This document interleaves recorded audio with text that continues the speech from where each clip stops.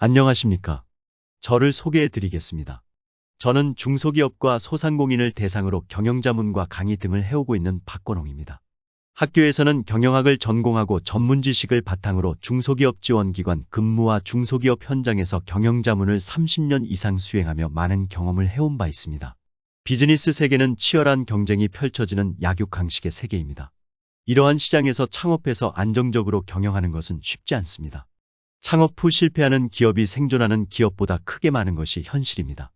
이러한 현실에서 제가 오랫동안 현장에서 경험한 노하우를 창업하시거나 현재 사업하시는 분께 공유하면 실패 위험성을 줄이고 안정적으로 경영하시는 데 도움이 될까 하여 이 영상물을 만들게 되었습니다. 주변에 창업을 준비하시는 분이나 사업하시는 분들께 이 영상 자료를 소개해 주시고 활용했으면 하는 바람입니다. 앞으로 영상 콘텐츠를 15분 내외에서 작성해서 올릴 계획이고 시청하시는 분께서 이동 중이나 휴식 시간에 편하시게 부담 없는 분량으로 편성할 계획입니다. 콘텐츠 내용은 제가 현장에서 접한 창업 실패 사례나 성공 사례를 중심으로 매주 한 번 정도 올릴 계획이며 현재도 활동하고 있기 때문에 바쁘면 2주에 한 번이나 한 달에 한 번 정도는 올릴 예정입니다. 시청하신 분 중 상담이 필요한 사항이 있으면 이메일로 보내주세요. 성심껏 회신해 드리겠습니다. 이 콘텐츠를 시청하시는 분께서는 콘텐츠가 올라갈 때 알림을 받을 수 있도록 구독과 알림 설정을 해 놓으시면 편하실 것이니 활용하시기 바랍니다. 그럼 첫 번째 사례를 소개해 드리겠습니다.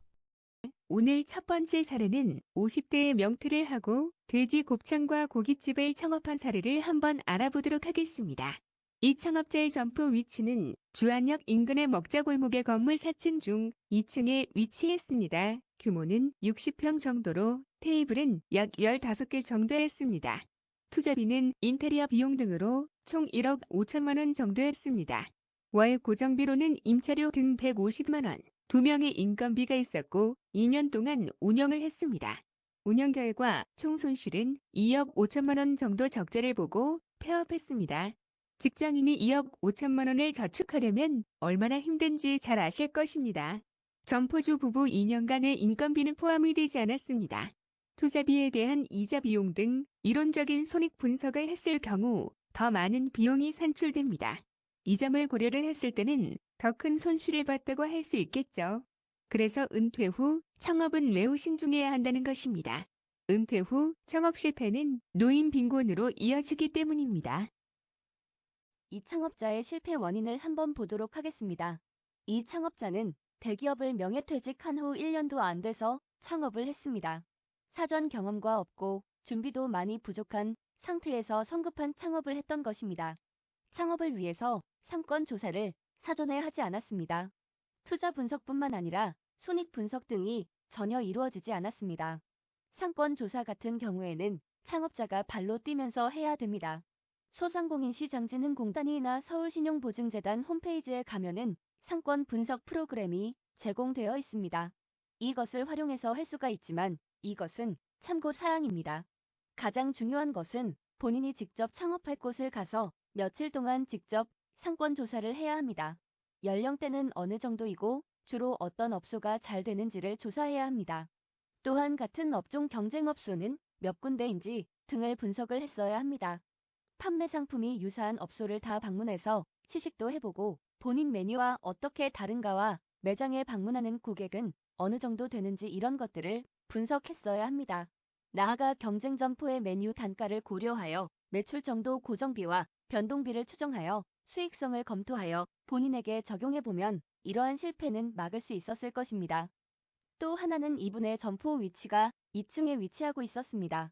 대개 고객들이 1차로 소주를 먹으러 2층까지는 잘 안 올라가는 경향이 있어 1층에 위치하는 것이 중요한 요소입니다. 이 점도 고려하지 않았습니다. 사장님께서는 창업 아이템을 선택한 이유를 보면 돼지 곱창이나 고깃집에 대한 전문성이 부족한 상태에서 지인의 권유로 창업을 했습니다. 이것도 큰 약점입니다. 점포를 운영하는 사장님은 주요 판매 상품에 대한 전문성이 있어야 합니다. 점포 규모를 살펴보겠습니다. 60평 규모 점포에 테이블 15개를 비치했다는 것은 상당히 큰 규모입니다. 대표자의 경험과 재정 능력을 고려할 때 너무 과도한 투자를 했다는 것입니다. 규모가 크니 고정 비용도 많이 발생할 수밖에 없었고 이런 상황이 지속되다 보니 손실 규모가 복리식으로 증가하여 폐업을 하게 된 것입니다. 요즘 창업 강의를 보면 손익 분석이나 사업 계획서 작성 방법, 상권 조사 방법 등을 교육을 하고 있는데 이에 대한 교육도 받지 않았습니다. 창업 관련 필요사항들이 사전에 숙지되지 않은 상태에서 준비되지 않은 상태로 창업을 하게 된 것입니다. 지인의 권유로 쉽게 생각하고 성급하게 창업하고 잘 될 것이라는 환상에 사로잡혀서 창업을 하게 된 것입니다. 지금까지 설명한 사례에 대한 시사점을 살펴보겠습니다. 명예퇴직하신 중장년층께서는 창업 아이템을 선정하는 경우 너무 급하게 선정하지 마세요. 휴식을 취하면서 본인이 즐겁게 할 수 있는 사업 아이템을 선정하세요. 자신의 재정적인 여건을 고려해서 무리하지 않은 투자를 하는 방향을 선택을 하시기 바랍니다. 아무리 사업이 잘 되고 경영이 안정되더라도 본인이 즐겁게 하지 못하면 오래 가지 못한 경우가 많았습니다. 그리고 재정 여건을 고려해서 투자 규모를 결정을 하시고 사전 준비를 충분히 하세요. 철저히 준비한 사업가가 높은 열정을 가진 사업가보다 사업 기간이 길다는 것이 미국 대학교 경영연구소의 연구 결과에서 밝혀진 바 있습니다. 열정도 중요하지만 더 중요한 것은 그 아이템에 대한 철저한 사전조사, 즉 점포에 대한 상권 조사라든가 점포 홍보 방안 등 사업 계획서를 준비하셔야 합니다. 세 번째는 창업 업종에 대한 상당한 전문성이 필요하다는 것입니다. 사업 아이템에 대한 전문성이 있어야 돼요. 전문성이 없으면 직원들을 관리할 수가 없습니다. 직원들 관리할 수 없다는 것은 대표자의 리더십이 직원에게 못 미치기 때문에 권위가 안 서게 됩니다. 전문성이 있어야 직원이 갑자기 자리를 비울 때 사장이 직접 하실 수가 있는 등 운영이 가능합니다. 전문성을 확보해야만 다른 점포와의 차별성을 만들어낼 수가 있습니다. 모든 사업은 다른 사업자들과 내가 어떠한 차별성을 갖고 있느냐에 따라서 경쟁력을 좌우합니다. 전문성이 있어야 차별성도 가능하다는 것을 명심하시기 바랍니다. 다음으로 창업 시 상권 조사는 필수이며 창업 점포 상권 현장을 방문해 조사해야 한다는 것입니다. 소상공인 지원기관에서 상권 분석 시스템도 무료로 활용하실 수 있으니 홈페이지를 방문하여 활용하세요. 그러나 가장 중요한 것은 본인이 직접 창업할 점포 인근의 유동인구는 어떻게 되든지, 주요 연령층은 어떻게 되는지 등을 조사해야 합니다. 또한 몇 시에 유동인구가 제일 많은지 등 필요한 것을 분석을 해야 되고 경쟁 점포가 몇 개나 위치하고 있는지를 조사하세요. 해당 경쟁 점포를 방문해서 맛도 보며 자신과의 차별성과 경쟁력을 확인해야 합니다.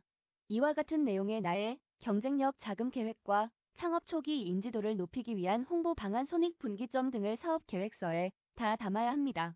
이번 사례에 대해서 더 자세하게 올해 말씀을 드릴 수가 있지만 말씀드린 바와 같이 15분 내에서 콘텐츠를 제작하려고 하기에 이 정도 설명하고 앞으로도 계속 새로운 콘텐츠가 올라갈 때마다 다양한 사례에 대한 설명을 해드리도록 하겠습니다. 자영업 창업자의 주요 실패 원인에 대해서 한번 정리해 보겠습니다. 첫 번째는 입지 선정의 실패입니다. 점포형 창업의 경우 업종과 부합하는 입지 선정이 가장 중요합니다. 점포 위치 목을 포기하지 말라는 것입니다. 두 번째는 체인점 본부의 부실입니다. 요즘 체인 본부에 가입하시면서 가맹점으로 창업하시는 분이 많죠. 이런 경우 창업 리스크 경감과 홍보와 광고 점포 운영 등에 서툰 분들에게 유리할 수 있습니다. 그러나 가맹비와 인테리어 비용 초도 제품비 등 비용을 지불했는데 프랜차이즈 본사에서 홍보 광고 등을 부실하게 해주는 체인 본부들이 적지 않습니다. 창업 후 경영 관리를 부실하게 해주게 되면 홍보 광고도 제대로 안 되고 원자재 공급에도 문제가 생길 수가 있어요. 이러면 안정적인 경영이 곤란합니다. 따라서 체인 본부가 건실하고 믿을 수 있는 곳을 선택을 하셔야 합니다. 공정거래위원회 홈페이지에 방문하면 프랜차이즈 경영 자료를 열람할 수 있으니 프랜차이즈 점포 창업 시 꼭 확인하시기 바랍니다. 세 번째로 소문 따라 창업하지 마시라는 것입니다. 코로나 사태 때 마스크 제조사들이 우후죽순처럼 많이 생겼죠. 현재 대부분 줄도산했습니다. 소문 듣고 하시는 분들은 대부분 실패의 방향으로 가고 있는 거예요.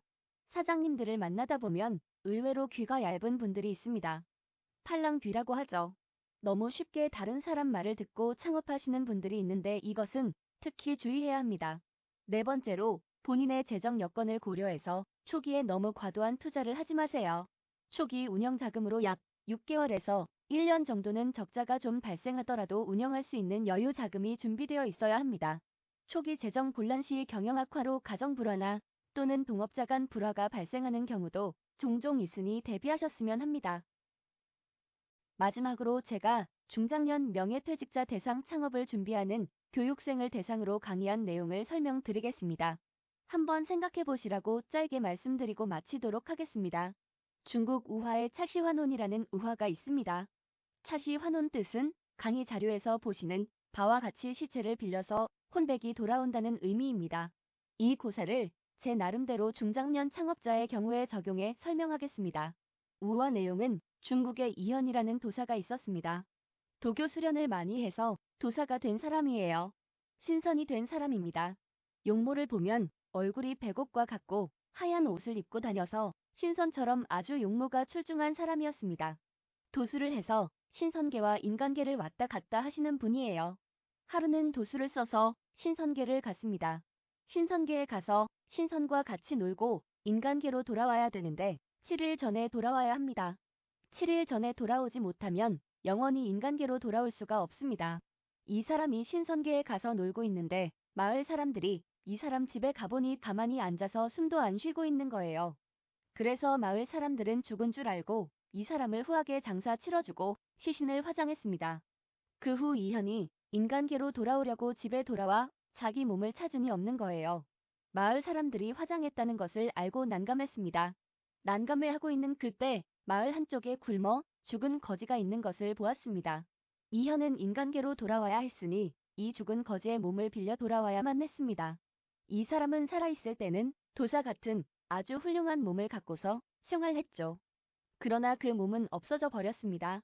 과거의 훌륭한 외모만 생각했다면 인간계로 돌아올 수 없었겠죠.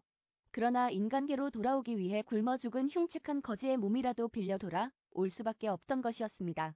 제가 이 우화를 설명드린 이유는 중장년에 명퇴하신 분들은 전에 직장에서 중역이나 책임자 자리에서 중요한 일을 하시며 젠틀맨으로서 활동을 하셨을 겁니다.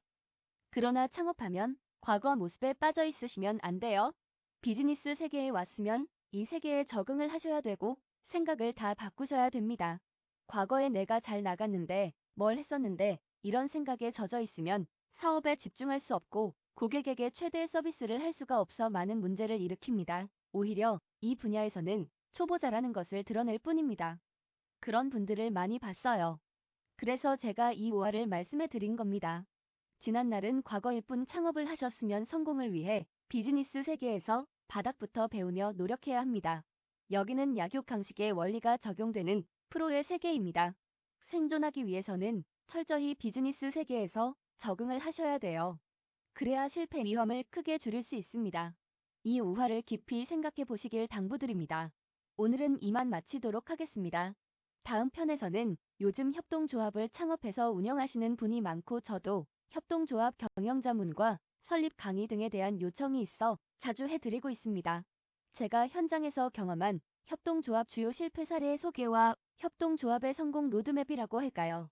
성공으로 가는 길에 대해서 설명해 드리고자 합니다. 감사합니다. 다음 편에서 뵙겠습니다.